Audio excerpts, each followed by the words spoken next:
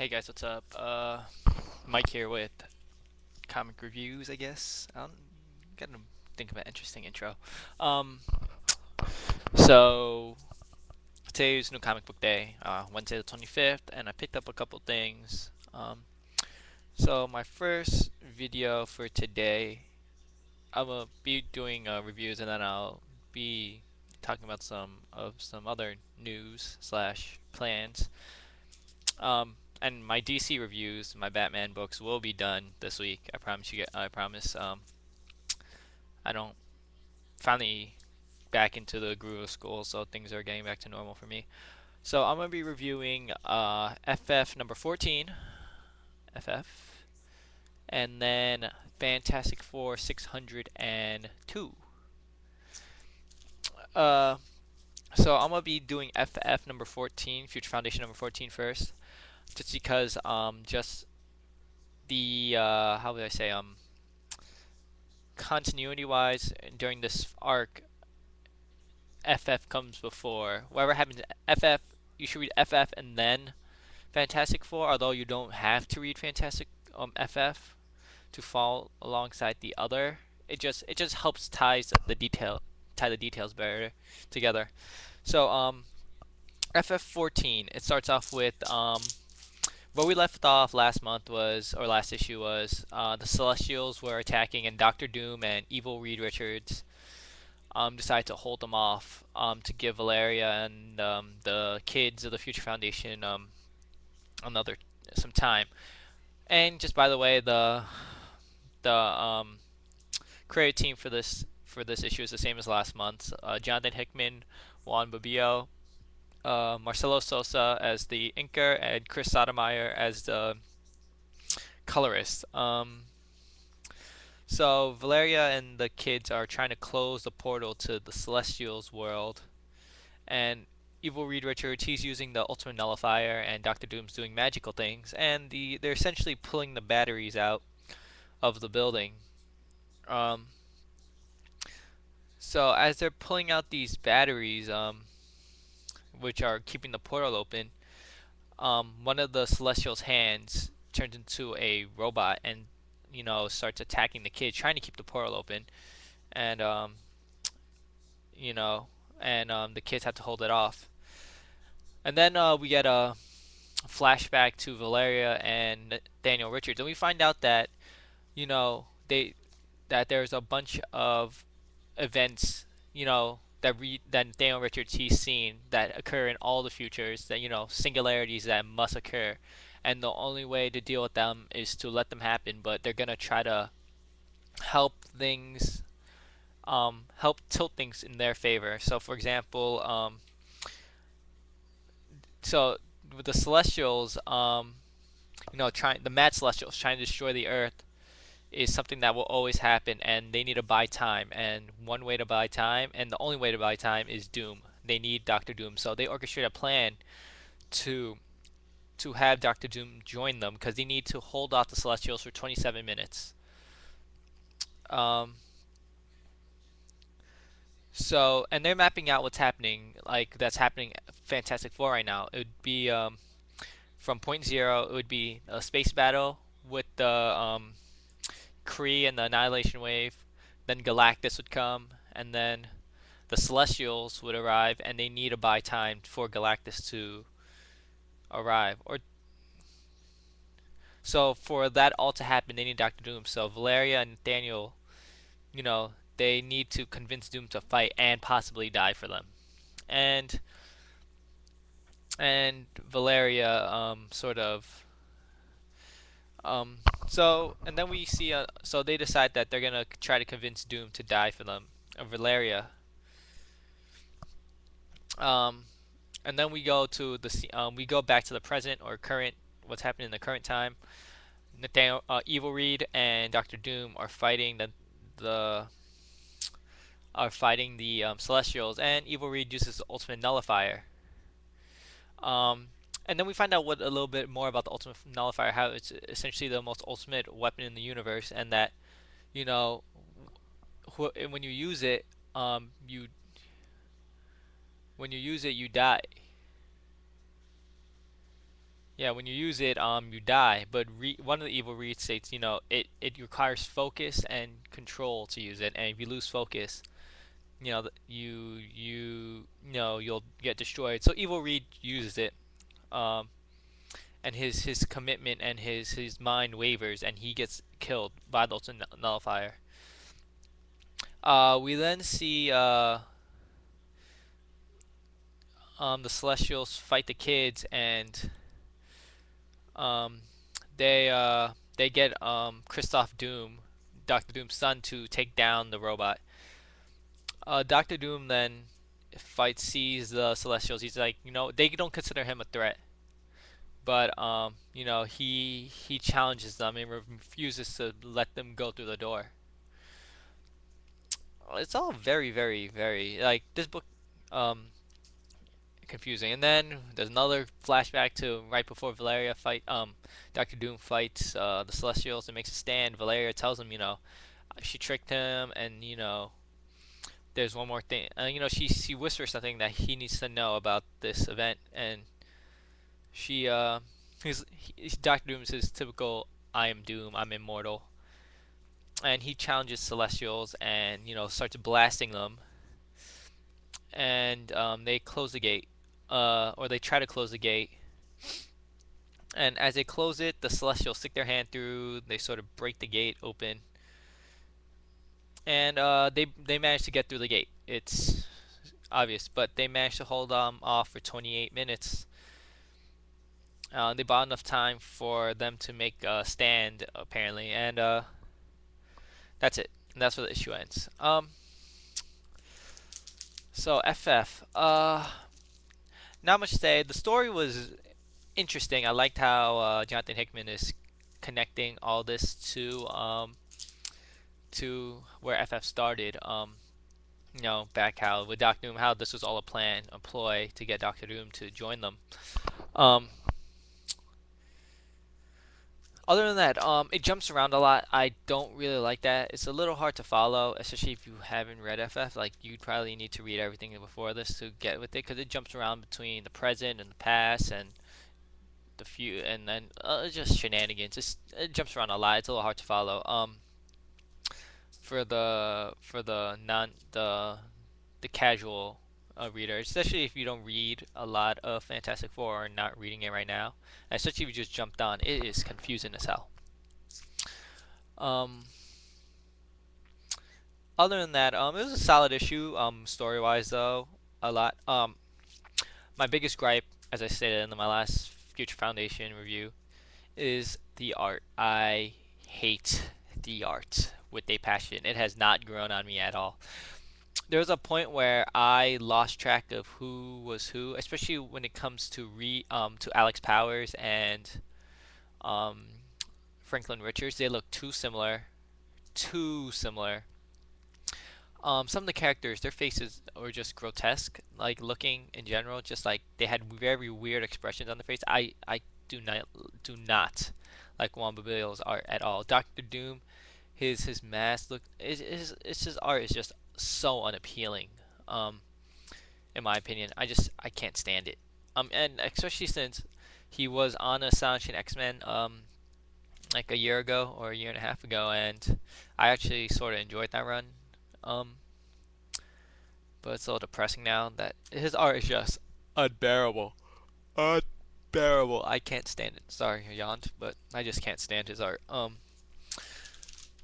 But gotta suck it up. So I'm gonna be giving FF number 14 3 out of 5. It's not bad, but it's not like exceptional. And the reason is because as I've been giving it this 3 out of 5 constantly, says the story is so good, but I feel it's just being brought down by the art. The art just hurts so much. All right, so next is gonna be Fantastic Four 602. So last we left off in Fantastic Four, Johnny Storm and his Annihilation Wave. They sort of started. They came out. They're fighting the Kree, and we see that the armadas or the wreckage from the space battle is falling. Um, From there, the Kree they managed to break onto Johnny's ship. Oh, I skipped something. So the essentially the Armada's falling. It's bombarding Earth, and the Avengers are on Earth trying to protect it. So Red Hulk, General Ross throws She-Hulk, Green She-Hulk into the. They're just blowing. They're breaking shit up. So Reed and Sue decide that it's time to call Galactus. Galactus is supposed to come and save their ass from something, and they think this is the time. Um,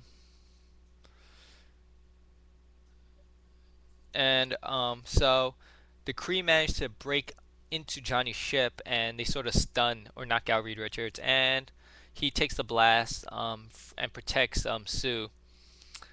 And the Kree start attacking Johnny, Ben, Peter, and Annihilus, who are on the bridge, and these guys are just whooping ass, holding the line. And Sue is attacked by some Kree, and she tells them, you can go home, or we can do this.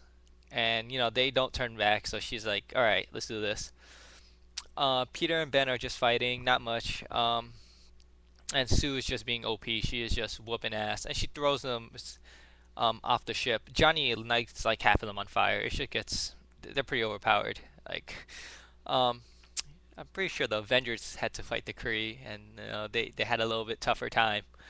But yeah. So Sue wakes up Reed, and they go to save the world. Let's get up. And then we see the Inhumans. Attilan, the ship, the city ship of the Inhumans, Black Bolt and his people, and they decide, they're not gonna falter. They're gonna, go into they're in the middle of the Kree fleet, and they're gonna, shatter them. They have a big beef with the Kree. The Kree sort of created the Inhumans. They experimented on Black Bolt and his people, and that's how they got their powers. I believe, if my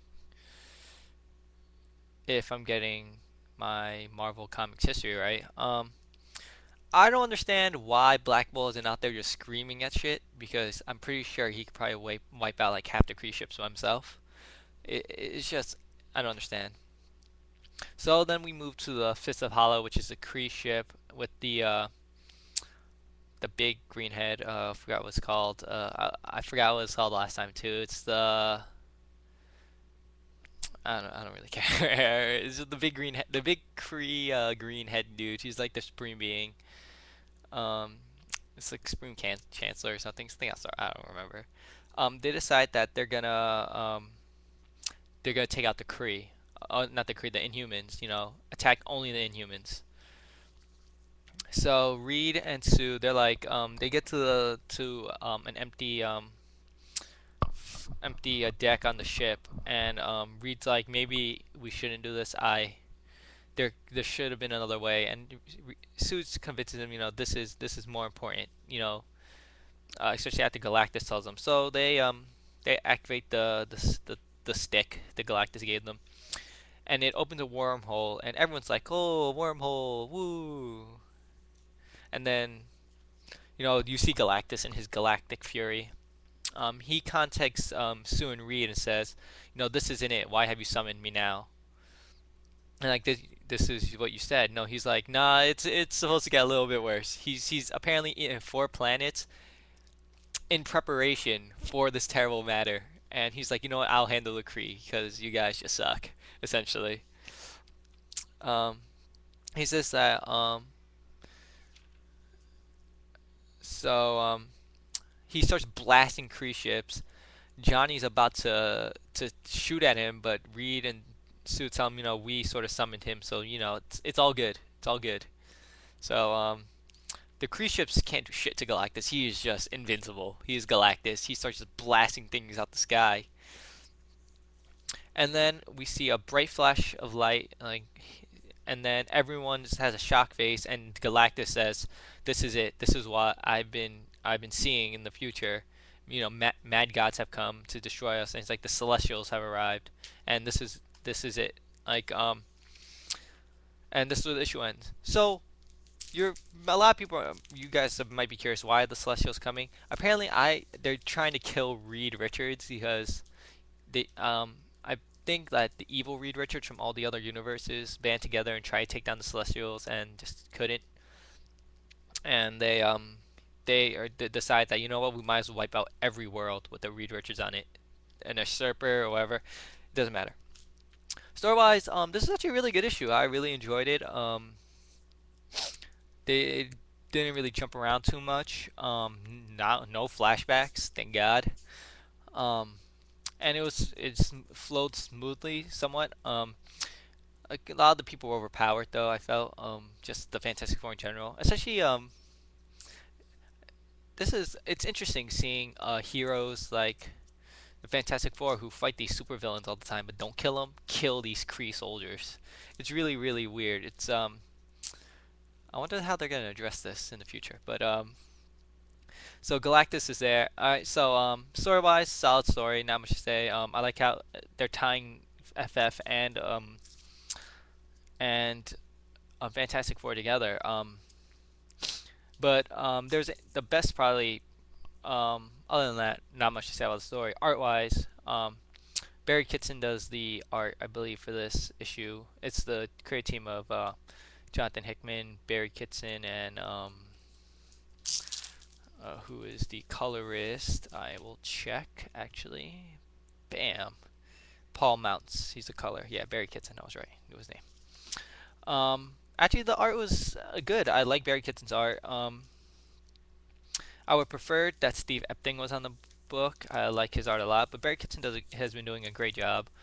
I especially like probably the best part of the best page in the book is when they summon Galactus and he's just there glowing, like about to rape like Wreckface. It's just pretty awesome. It's been a while since I've seen Galactus do anything important. I'm pretty excited to see him get into this epic throwdown with four like gods. So I'm gonna be giving Fantastic Four 602 a 4 out of 5. It's actually a really good issue. I'm actually surprised compared to the last issue, which was 601. Um, I guess. But it was good. I hope this issue or this arc forever. If it'd be funny if it ended on part 4 of Forever. That's a little corny, but yeah. I hope it ends on a good note, on a high note. Yeah. So actually, yeah. So this video's getting a little long. I'll be announcing some news in my next video about things. But thanks for watching, guys. Let me know what you think about the books or my reviews if you prefer me to do different things or talk about other things. Other than that, the usual subscribe where I don't know where the button is. Leave a comment down there. Like it, don't like it, I don't care. Whatever you guys like. Watch some of my other stuff. It might be on this side of the video or this side. This side, I believe. This side. Thanks for watching. Enjoy whatever books you guys got, and have a good week and a good weekend. Later.